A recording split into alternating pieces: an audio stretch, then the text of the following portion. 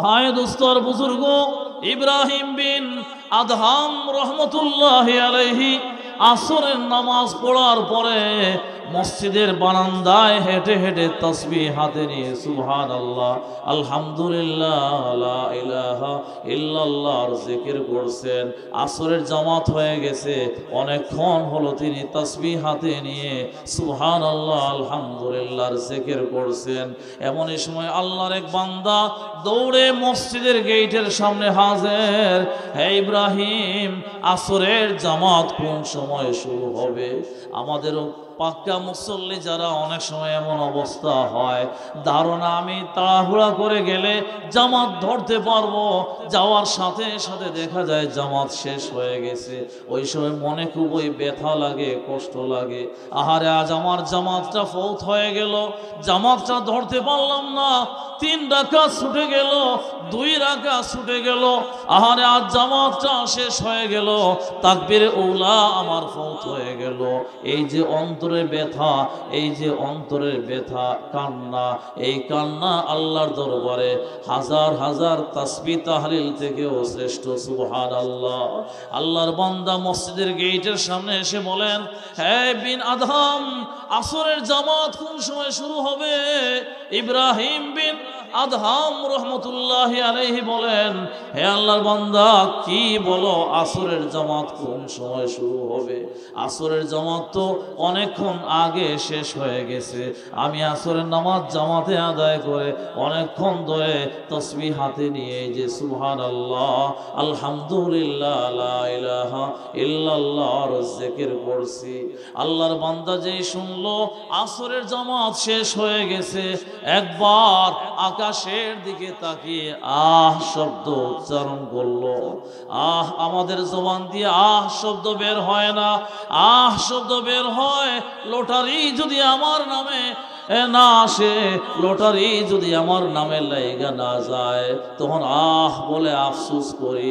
আমার মেসি, আমার দিবালা, আমার নেইমার, আমার ফ্রান্স, আমার ব্রাজিল যদি বিজয়ী না হয়, তাহলে তখন আহ বলে আফসোস করি, পেরেশান হয়ে যায়। খেলা চলছে কাতারে, কুয়েতে, বাংলার জমিনে শৌলি শৌলাতে ওই কাতারের খেলা নিয়ে মারামারি করে আমাদের লেখাপড়া শেষ, ব্যবসা বাণিজ্য শেষ, চাকুরির খবর নাই, ঘুমের খবর নাই, ওই খেলা নিয়ে তো পেরেশান।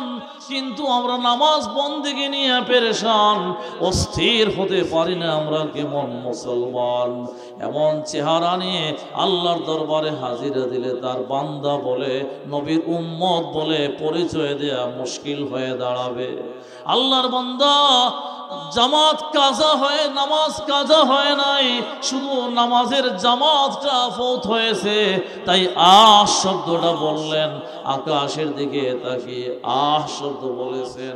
শুধু আহ শব্দ নয়, আহ শব্দের সাথে সাথে বাবারা 2 চোখের কিনারা দিয়ে মাছের মাথা বরাবর 2 ফুটো পানিও বের হয়ে গেছে। আহ, কেমন মুসলমান ছিলেন!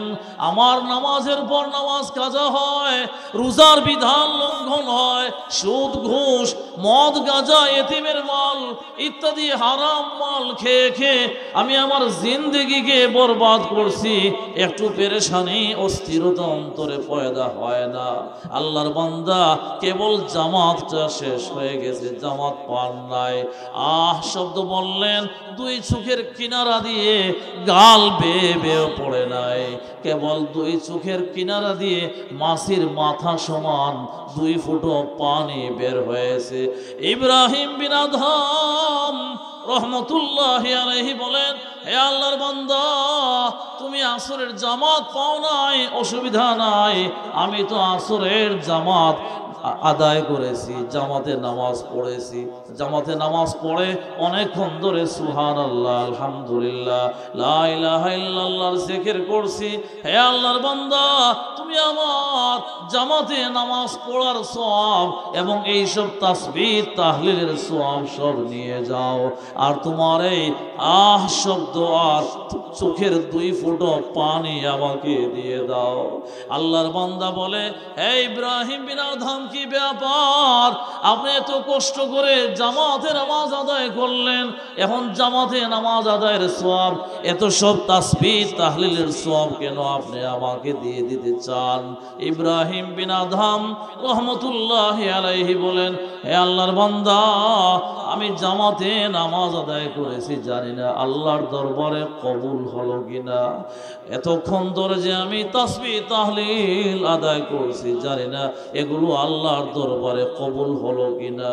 তবে এই মুহূর্তে আল্লাহ পাকের মেহেরবানিতে আমার অন্তর চক্ষু খুলে যাওয়ার কারণে আমি আসমানের দিকে, আরশে আজিমের দিকে তাকিয়ে দেখলাম, তুমি যে নামাজের জামাত ফৌত হয়ে যাওয়ার কারণে বাবা একবার আহ শব্দ বলেছো, তোমার এই আহ শব্দটা আর চোখের 2 ফোঁটা পানি আরশে আজিম পর্যন্ত পৌঁছে গেছে। আওয়াজ করে বলে সুবহানাল্লাহ। ভাই দোস্তর বুজুর্গ, আহমদ লাহুরি রহমতুল্লাহি আলাইহি বড় মাপের একজন আলেম ছিলেন, বড় মাপের একজন পীর ছিলেন। কেমন খুদা ভীতি তিনার অন্তরের মধ্যে ছিল। আহমদ লাহুরি রহমতুল্লাহি আলাইহি যখন আল্লাহর কালাম কোরআনে হাকিম তিলাওয়াত শুরু করতেন, তিলাওয়াত করছেন আর গাল বেয়ে বেয়ে চোখের পানি পড়ছে, জান্নাতের কথা স্মরণ করে করে জাহান্নামের আযাব গজবের কথা, আল্লাহ তাআলার কুদরত ও মাহাত্মের কথা স্মরণ করে করে তিলাওয়াতের সময় গাল বেয়ে বেয়ে চোখের পানি পড়তো। আহমদ লাহুরি যখন সুবহানাল্লাহ, আলহামদুলিল্লাহ, আল্লাহু আকবার এইসব কালেমার জিকির করতেন, অনেক সময় এইসব কালেমার জিকিরের সময়ও গাল বেয়ে বেয়ে চোখের পানি পড়তো। আমরা কেমন পাষাণ মুসলমান, হাত উঠাইয়া বারবার চেষ্টা করার পরেও চোখ দিয়া পানি বের হয় না, কারণ সুদের টাকা খাওয়ার কারণে, ঘুষের টাকা খাওয়ার কারণে, এতিমের মাল আত্মসাৎ করে খাওয়ার কারণে, মিথ্যা গীবত পরনিন্দা চুগলখড়ি করার কারণে কলবের মধ্যে জং মরিচা লেগে আছে, এই জন্য চোখ দিয়া পানি বের হয় না। আহমদ লাহুরি রহমতুল্লাহি আলাইহি নামাজে দাঁড়ালে কান্না শুরু করতেন, ফুপিয়ে ফুপিয়ে কাঁদতেন, ফিনকি দিয়ে দিয়ে কাঁদতেন, গাল বেয়ে বেয়ে চোখের পানি পড়তো, চোখের পানিতে দাড়ি পর্যন্ত ভিজে যেত। আল্লাহর নাম নেয়ার সাথে সাথে, মুনাজাতে 2 হাত উত্তোলন করার সাথে সাথে হাউমাউ করে কান্না শুরু করতেন। কারো হজ উমরায় যাওয়া দেখে হাউমাউ করে কান্না শুরু করতেন। কবর হাসর নসরের কথা শোনা মাত্র আর নিজেকে নিয়ন্ত্রণ করতে পারতেন না। কবরস্থানের পাশে দিয়ে যাওয়ার সময়, আহারে আমরাও এখনো কবরস্থানের পাশে দিয়ে যাই, কবরস্থানের পাশে দিয়ে যাওয়ার সময় আমাদের যুবকেরা স্মার্টফোনের অশ্লীলতা বেহায়াপনার ফাংশন দেখে দেখে যায়, গান শুনে শুনে যায়।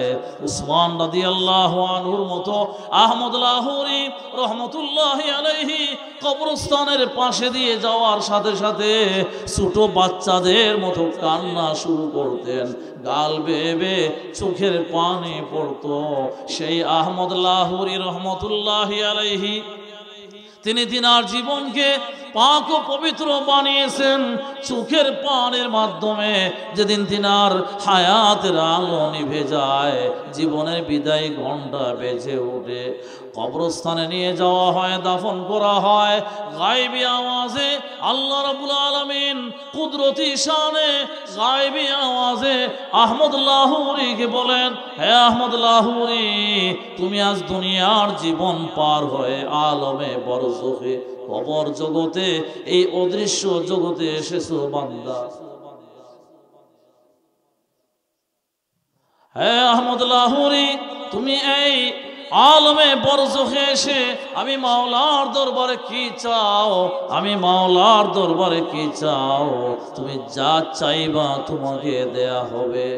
আমরা কি বলবো, হে মাওলা, হাউজে কাউসারের পানি চাই, হুর গেলমান চাই, জান্নাতের বালাখানা চাই, নবীর সাথে জান্নাত চাই। আহমদ লাহুরি রহমতুল্লাহি আলাইহি মাওলা রাব্বুল আলামিনের এই কথা শুনে, গায়বী আওয়াজ শুনে কিসের উত্তর দিবেন? কবরে যাওয়ার পরেও কান্না। আল্লাহ রাব্বুল আলামিন বলেন, হে আহমদ লাহোরী, কি চাও? যাই চাইবা তোমাকে দেয়া হবে। হাউজে কাউসার, হুর গেলমান, জান্নাতের বালাখানা, জান্নাতুল ফেরদাউসের বাগান, কি চাও পরিষ্কার ভাবে বলো। আহমদ লাহোরীর জবানে কোনো কথা নাই, শুধু কান্না আর কান্না। এক পর্যায়ে একটু আওয়াজ বের হলো, হে মাওলা রাব্বুল আলামিন, আমি তোমার দরবারে কি চাইব? তুমি আহকামুল হাকিমিন, দুনিয়ার সকল রাজা বাদশার বাদশাহ, তোমার দরবারে কিছু চাওয়ার আমার সাহস নাই। মাওলা গো, আমি তোমার দরবারে হাউজে কাউসারের পানিও চাই না, আমি তোমার দরবারে জান্নাতের সারাবন তহুরাও চাই না, আমি তোমার দরবারে জান্নাতের রহিকে মাখতুমও চাই না, আমি তোমার দরবারে জান্নাতের নাজ ও নিয়ামত, জান্নাতের বালাখানা চাই না। হে মাওলা রব্বুল আলামিন, আমি তোমার দরবারে মাফি চাই। মাওলা গো, তুমি মেহেরবানি করে আমার জিন্দেগির সব গুনাহ খাতা মাফ করে দাও। আল্লাহ রাব্বুল আলামিন বলেন, হে আহমদ লাহোরী, তুমি দুনিয়ার জীবন পার করেছো কান্নাকাটি করতে করতে, আজ কবরে আসার পরেও তোমার কান্না এখনো শেষ হয় নাই। আমার আওয়াজ শোনা মাত্র কান্না শুরু করেছো। আহমদ লাহোরী রে, তোমার চোখের পানি আমার দরবারে খুবই পছন্দ হয়েছে। হ্যাঁ আহমদ লাহোরী, তোমার চোখের পানি আমার দরবারে খুবই পছন্দ হয়েছে। আহমদ লাহোরী, এই চোখের পানির ওসিলায়, তোমার কান্নার ওসিলায় যাও, আজ শুধু তোমাকে নয়, এই কবরস্থানে আরো যত মাইত মুর্দারা শুয়ে আছেন, আমি সবাইকে মাফ করে দিয়ে সবার কবরকে জান্নাতের বাগান বানিয়ে দিলাম। আসুন আমরা নেক আমলের প্রতি আগ্রহী হই, অতীতের গুনাহ খাতা, অন্যায় অপরাধের উপর লজ্জিত অনুতপ্ত হয়ে খালেস দিলে তওবা ইস্তিগফার করি, আগামী জীবনকে ইসলামী জীবন বানানোর চেষ্টা করি। আল্লাহ যেন আমাদের তৌফিক দান করেন। আল্লাহুম্মা আমিন।